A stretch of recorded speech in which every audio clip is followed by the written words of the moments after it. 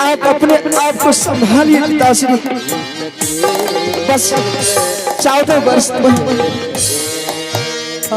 तो मुझे आपके आशीर्वाद से कुछ नहीं। संभालिए पिताश्री।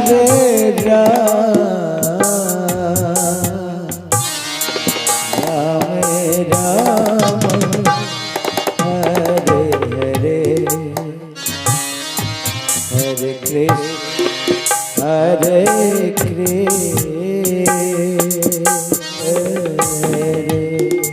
भगवान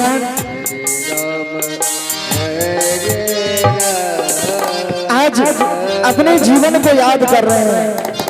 हे प्रभु, मुझसे ऐसी क्या भूल हो गई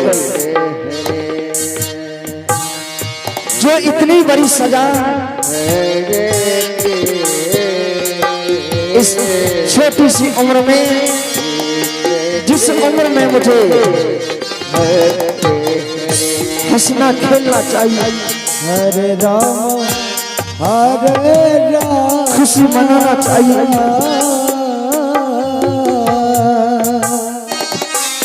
उस उम्र में मुझे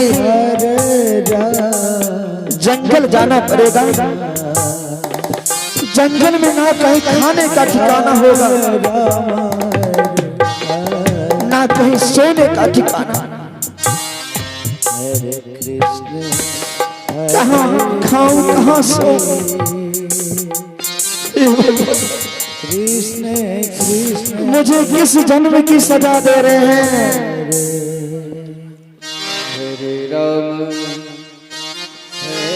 भगवान वही सोचते विचारते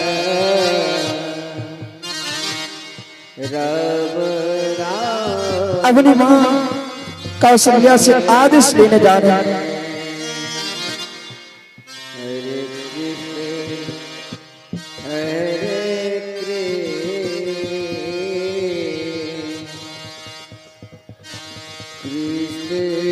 भगवान सोचते विचारते जा रहे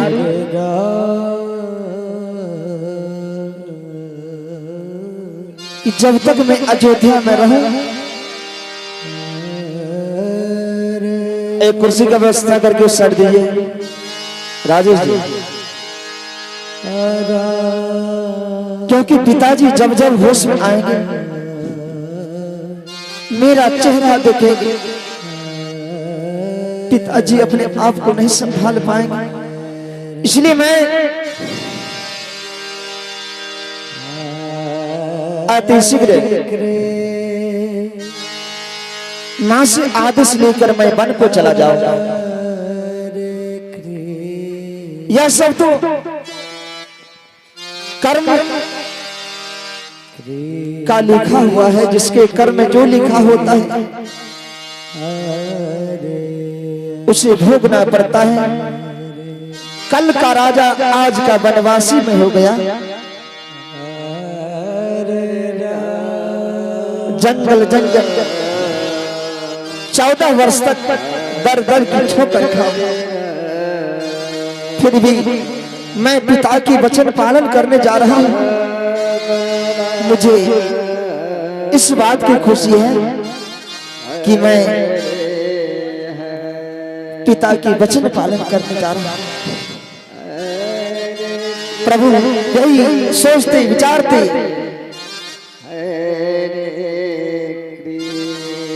मां की शयन कक्ष पहुंचती है। दौड़ कर मां के चरण में गिर जाते मां। कौशल्या उठाकर गले से लगाती, बेटा अरे क्या रोते हो? एक ना एक दिन हर पुत्र को पिता का भार उठाना पड़ता है, और जहां कहीं तुम्हें राज चलाने में परेशानी होगी मुझसे पूछ लेना। महाराज के साथ रहते रहते मुझे भी बहुत सारी जानकारी है, जिससे मैं अपने पुत्र को हर कठिन से कठिन सवाल का मैं जवाब दे सकती हूँ। आखिर तुम क्यों रो रहे हो? एक न एक दिन पिता का भार हर पुत्र को उठाना पड़ता है। प्रभु हाथ जोड़कर कहते, माँ ऐसी बात नहीं, अब मैं राजा नहीं बनूंगा। माँ के कहने को भवन में पिताजी से संत करवा कर एक वरदान से भरत के लिए राज्याभिषेक और दूसरी वरदान से मुझे वनवास भेजना है। मैं अगर वन को जाऊंगा पिताजी अपने आप को नहीं संभाल पाएंगे। माँ कौशल्या कहते, हे राम, कैकेयी कैसी हिम्मत जो कैकेयी मेरे पुत्र को वन भेज दे। मेरे पुत्र पर कैकेयी का कोई अधिकार नहीं है। अगर उसे वन भेजना है तो अपने पुत्र भरत को भेज दे। मैं देख लेती हूं कि मेरी आंचल की छांव से तुम्हें कैसे कैकेयी वन को भेज देती है। तुम नहीं जाओगे, मैं हूं ना। भगवान हाथ जोड़कर कहते, मां मैं तुमसे वन जाने के लिए आदेश मांगने आया। हे मां, अगर मैं वन को नहीं जाऊंगा तो पिता का वचन मिथ्या हो जाएगा, क्योंकि हम उन वंशज के हैं जिस वंशज की रीति है कि रघुकुल रीति सदा चली आई,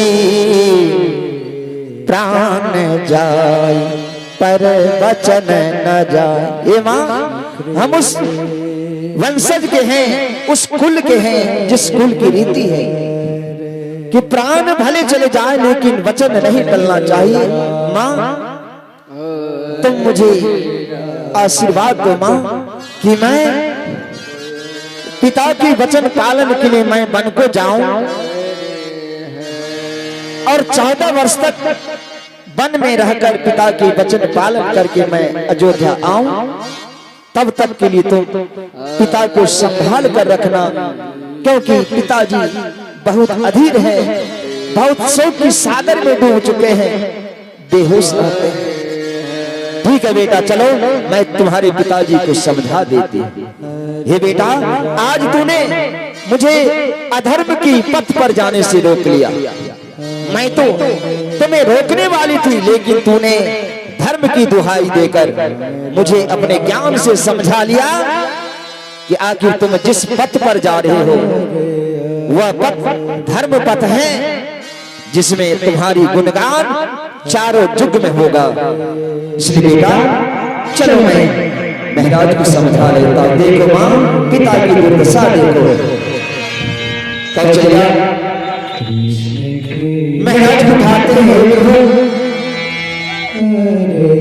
आंख खोलिए। मैं कौशल्या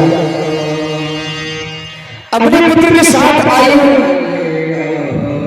देखिए आपका पुत्र कितने बड़े आज्ञाकारी है, जो तिनके के समान राजसी भोग विलास राज तिलक की सारी सुख सुविधा को छोड़कर आपके वचन पालन हेतु बन जाने को तैयार है। ऐसे पुत्र पर तो गर्व होना चाहिए। महाराज जब हाथ खोलते हैं ताकि कौशल्य देखो ना, तुम्हारा पुत्र वन जाने की जिद करता है। यह कारण उनकी कई ने मुझसे सत्य करवाकर धोखे से राम को वनवास को होता है, और मैं राम को रोकने का प्रयास करता हूँ, लेकिन मेरे एक भी बात को राम नहीं मानते हैं। कम से कम तुम खुद राम को रोक लो। कौशल्या कहती है, महाराज क्या राम मेरा बेटा? राम मेरा बेटा नहीं, राम आपका बेटा, और आपका बेटा आपके वचन पालन हेतु बन जाना है, तो मैं क्यों रोकूं? मैं पिता और पुत्र के बीच में नहीं आ सकता। मैं अपने पुत्र को बन जाने की अनुमति दे चुकी हूं। महाराज कहते कौशल्य तुम भी राम को नहीं रोक रही हो। राम के बिना मेरा प्राण नहीं रह सकता। जिस तरह जल के बिना मछली नहीं जीवित रह सकती है, उसी तरह मेरा प्राण राम के बिना नहीं रह सकता है। बेटे कौशल्या महाराज की दशा देखकर पुनः उन्हें संभाल कर सुलाती है और महाराज पुनः अधीर हो चुके हैं। राम रथ जाने की तैयारी कर रहे हैं। तब तक में लक्ष्मण को पता चलता है कि बड़े भैया राम आज मुझे त्याग कर चुके हैं। 1 वर्ष में 14 वर्ष के लिए वनवास के होते जा रहे हैं। आखिर मुझसे क्या भूल हो गई जो भैया अपने चरणों से मुझे दूर कर रहे हैं। लक्ष्मण भागते आ रहे हैं। भैया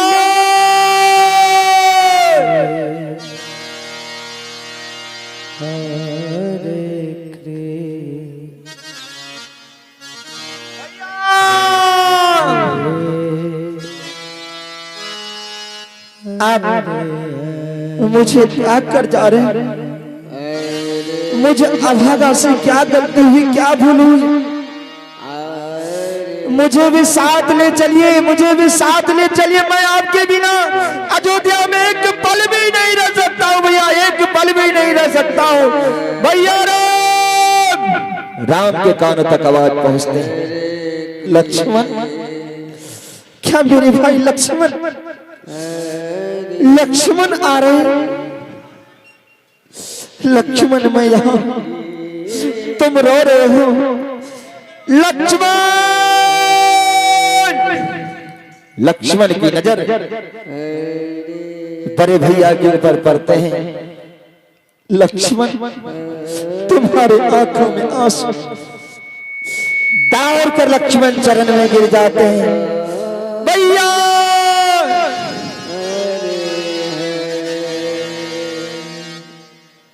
भगवान उठाकर गले से लगाते हैं।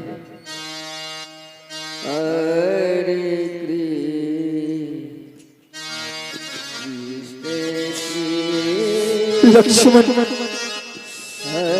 हाथ जोड़कर कहते भैया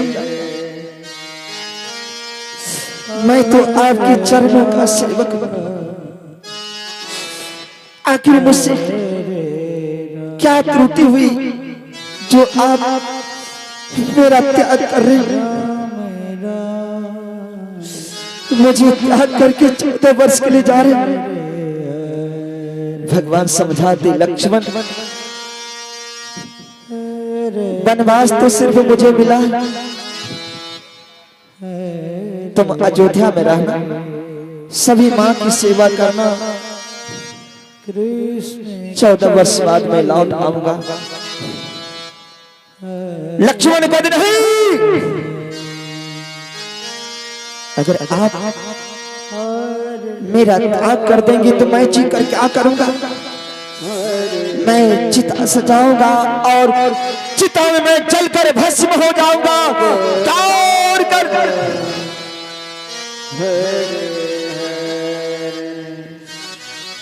प्रभु कहते नहीं लक्ष्मण हर कुछ मैं त्याग सकता हूं, लेकिन मैं अपने छोटे भाई लक्ष्मण को नहीं त्याग सकता। चलो मैं तुम्हें साथ ले जाऊंगा, मैं तुम्हारा त्याग नहीं करूंगा, मैं तुम्हें साथ ले जाऊंगा। तुम रोना बंद करो, धैर्य धारण करो। लक्ष्मण विपत्ति में धैर्य धारण करना बहुत बड़ी शक्ति है। चलो अतिशीघ्र पिता से आदेश लेकर हम वन को चले जाएंगे, समय कम है। दोनों भाई हरे राम हरे हरे।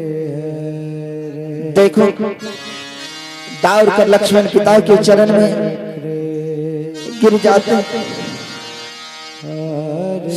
माँ कौशल्या के चरण में, माँ के चरण में झुककर प्रणाम करते। माँ क्या हो गया मेरे भैया के साथ?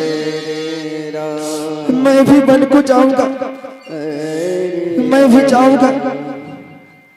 ठीक है बेटा, जाना जाना पुत्र लक्ष्मण, जाना। धैर्य धारण करो, वन जाने की तैयारी करो। तुम दोनों भाई पिता की वचन पालन करने के लिए जाओ। यह अयोध्या की शान है, मान है। धन्यवाद। आइए हम सभी देखते हैं राम के वनवास की लीला। राम वनवास की तैयारी में समय को ख्याल में रखते हुए हम दृश्य को साथ लेकर जा रहे हैं। लक्ष्मण और सुमित्रा का मिलन को अंदर करते हुए लक्ष्मण मां से महल में मुलाकात करवा करके आगे बढ़ते जा रहे हैं। तो आइए दोनों भाई बन जाने की तैयारी में हैं। तब तक में महारानी जानकी को खबर मिलता है कि आज मेरे प्रभु, मेरे पतिदेव जो कि जनकपुर शंबर में धनुष तोड़ने के बाद अग्नि के 7 फेरे लिए थे और 7 जन्मों तक साथ निभाने का वचन दिए थे। लेकिन प्रभु मुझे इसी जन्म में मेरा त्याग कर रहे हैं। मैं पति के बिना अयोध्या में अकेली नहीं रह पाऊंगी, मैं बिरहन बन जाऊंगी। पति के बिना मैं नहीं रहूंगी, पति के साथ में जीवन पर्यंत मैं रहूंगी। तो अब महारानी जानकी को खबर मिलता है, पता चलता है कि प्रभु बन जाने की तैयारी में है। कुछ ही क्षणों के बाद प्रभु महल से निकलने वाले हैं। तो महारानी जानकी पागल सी हो जाती है, विकल हो जाती है, अपने आप को संभाल नहीं पाती है, भागती आ रही है। प्रभु प्रभु प्रभु, हे प्राणनाथ, हे पतिदेव, कहाँ हैं आप आज मुझसे मिले बिना, मुझसे कुछ बताए बिना आज मेरा त्याग कर रहे हैं, आप वन को जा रहे हैं। पतिदेव, प्राणनाथ, क्या मैं आपकी सेवा के लायक नहीं? क्या मैं आपकी चरणों की दासी नहीं? प्राणनाथ, क्यों मेरा त्याग कर रहे हैं? क्या मुझे छोड़कर जा रहे हैं? मैं अकेली कैसे रहूंगी अयोध्या में? आपके बिना मैं नहीं रह सकती हूँ। प्राणनाथ, प्रभु प्रभु श्री राम के कानों तक सीते की आवाज पहुंचती है। सीते, मेरी सीते, मेरी सीते, तुम कहाँ? मेरी सीते रो रही है, मेरी सीते पुकार रही है। प्राणनाथ, सीते, आओ सीते, मैं यहाँ तुम्हारी राह देख रही, तुम्हें पुकार रहा हूं, आओ। तब तक में सीता